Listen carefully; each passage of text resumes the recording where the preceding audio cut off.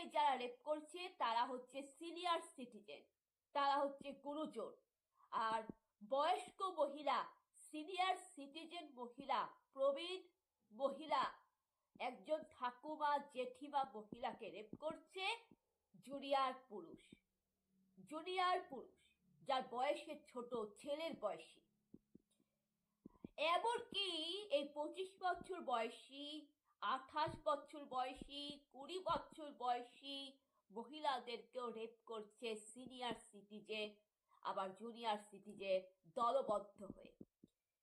তো বন্ধুরা, যেখানে কিনা 2 বছর বয়সের থেকে শুরু করে 65 বছরের বৃদ্ধা মহিলা ধর্ষিতা হয়, একটা অমানুষ, একটা দানব, একটা রাক্ষসের হাত থেকে মুক্তি পায় না, সেইখানে কিনা আদালতের বিচারে সেই ধর্ষকটা সিনিয়র সিটিজেন বলে, বয়স্ক বলে তার কোনো শাস্তি হয় না।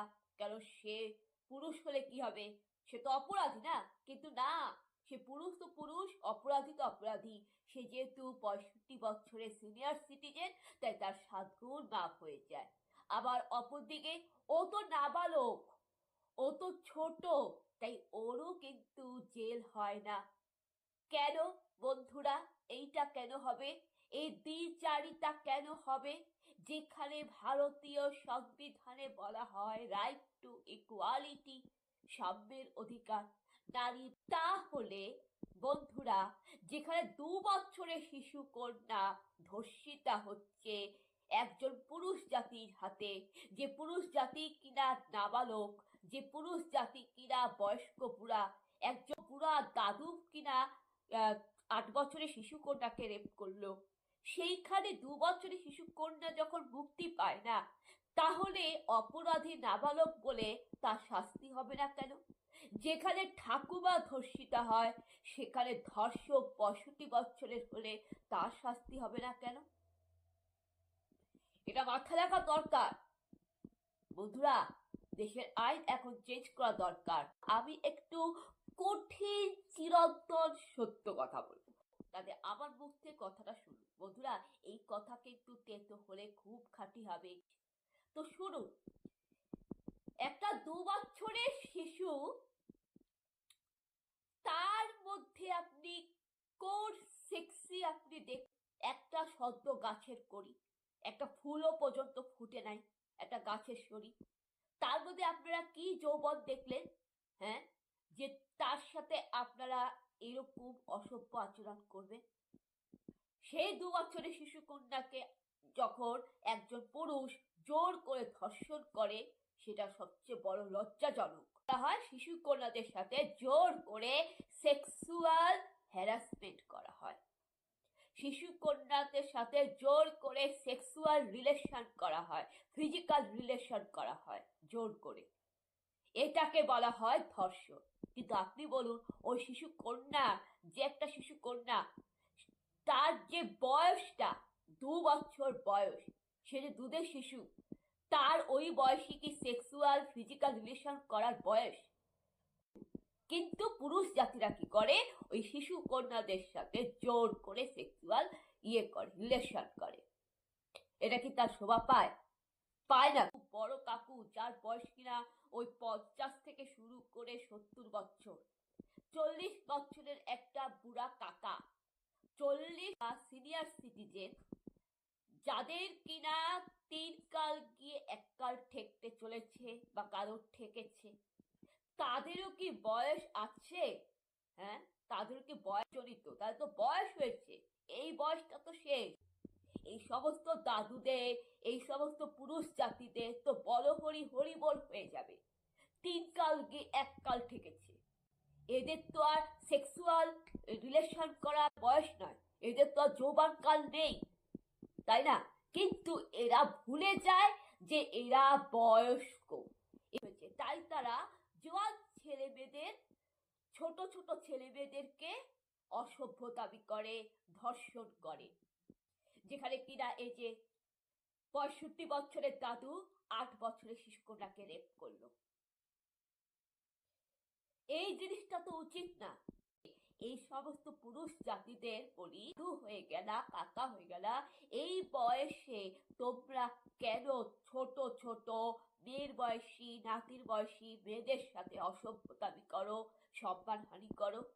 এতই যখন ভীমরতি, এতই যখন চুলকানি, তোমাদের তো বউ আছে, বউয়ের সাথে করো না। তোমার তো বউ আছে, তাই না?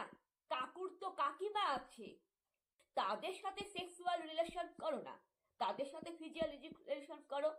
বুড়া বয়সে, বয়স হয়ে গেছে, তিন কালকে এককাল ঠেকেছে, হাঁটুর বয়সী মেয়েদের সাথে জোর করে সেক্সুয়াল রিলেশন করা, তাকে ধর্ষণ করা, হাঁটুর বয়সী মেয়ের বিরুদ্ধে গিয়ে বলে অসৎ আচরণ করো কেন?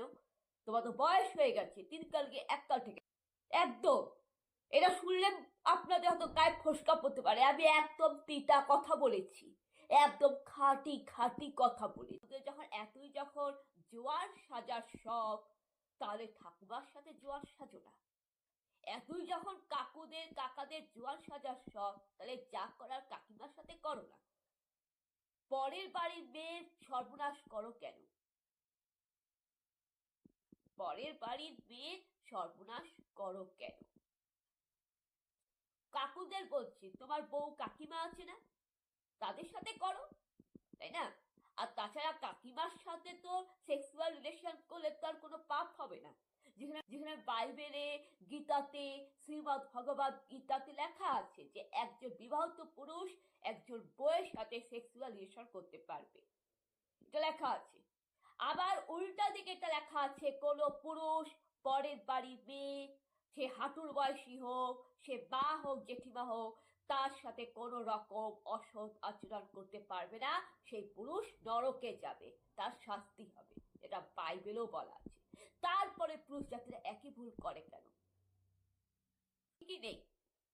অবশ্য বুঝলাম, আজকাল অনেক দাদুদের কি হয় বলতো, বউ মরে যায়, বিপত্নিক হয়ে যায়, একা হয়ে যায়।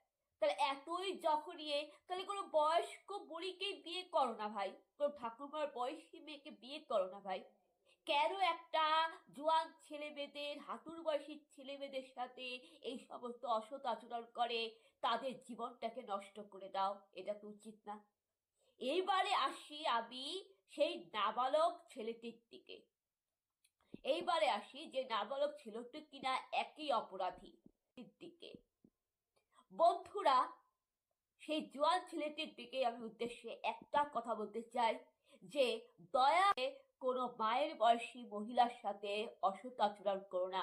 তোমার মাকে যদি কেউ রেপ করে তখন তুমি সহ্য করতে পারবা? তাহলে তুমি কি করে পরের বাড়ির মহিলা, যে কিনা 60 বছর বয়সী, 50 বছর বয়সী, সে তো তোমার মায়ের বয়সী, তার সাথে এরকম অসভ্য আচরণ করতে তোমার লজ্জা করে না? এইটা আমি জোয়ান ছেলেদেরকে বলছি, হাঁটুর বয়সী ছেলেদেরকে বলছি। তাকে মায়ের মতো সম্মান করো, ঠাকুমার মতো সম্মান করো। এটাই বোঝা উচিত। আসলে না, সংস্কার দেওয়া হয়নি, ছেলেদেরকে কেউ সংস্কার দেয় নাই বলেই তাই ছেলেরা অপরাধী হয়েছে। যদি বাড়ির থেকে সংস্কার পেত, সঠিক শিক্ষা পেত, তাহলে কোনো ছেলের হতো না। শিক্ষার অভাব। আবার